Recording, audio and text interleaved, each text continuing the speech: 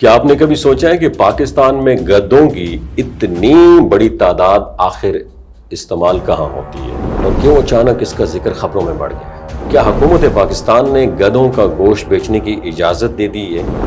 اس video کو and تک ضرور دیکھیے گا۔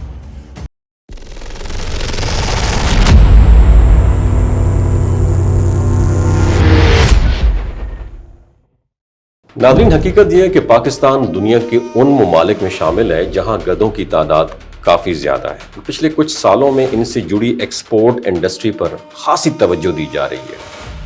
حکومت پاکستان نے گدوں سے حاصل ہونے والی بعض مصنوعات، خاص طور پر کھال کو باقاعدہ طریقے سے برآمد کرنے کے لیے پالیسی فریم ورک بھی تیار کیا ہے تاکہ اس شعبے کو ڈسپلن وے میں ایک قانونی طور پر محفوظ کیا جائے۔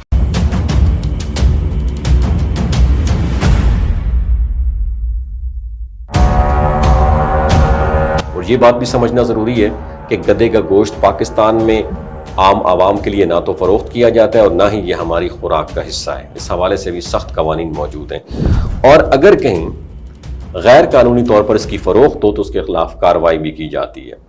اصل توجہ ایکسپورٹ پر ہے، خاص طور پر چائنا جیسے ممالک کی جانب، جہاں گدے کی کھال سے ایک خاص قسم کی روایتی میڈیسن تیار کی جاتی ہے جسے عجیو کہا جاتا ہے۔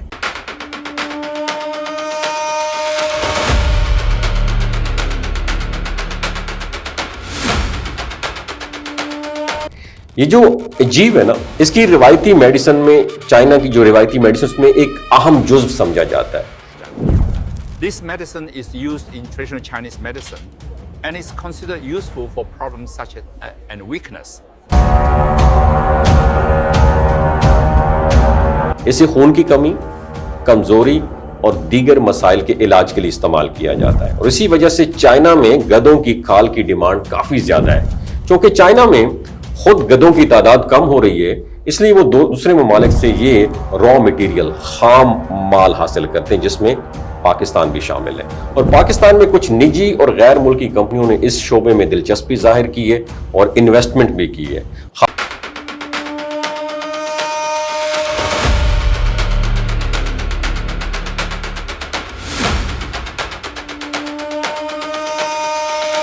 خاص طور پر گوادر جیسے علاقوں میں ذبح خانے قائم کرنے کی بات بھی کی جاتی رہی ہے، تاہم یہ تمام منصوبے حکومتی نگرانی اور قوانین کے تحت چل سکتے ہیں۔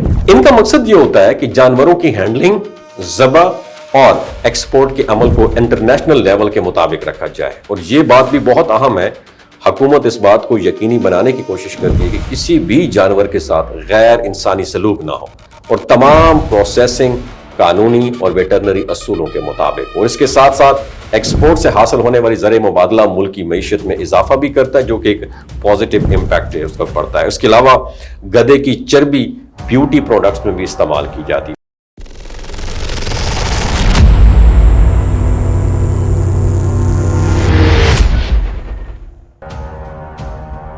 اور KPK میں ڈنکی فارم بھی بنائے گئے ہیں جن سے گدے چائنا کو بیچے جاتے ہیں۔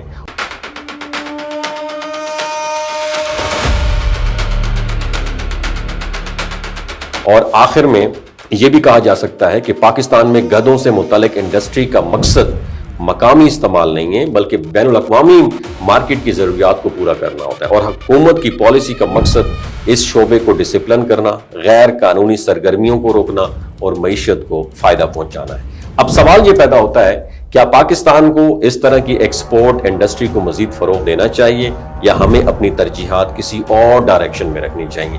آپ کی کیا رائے ہے؟ نیچے کمنٹ سیکشن میں ضرور بتائیے گا۔ اپنا خیال رکھیے گا۔ اللہ حافظ۔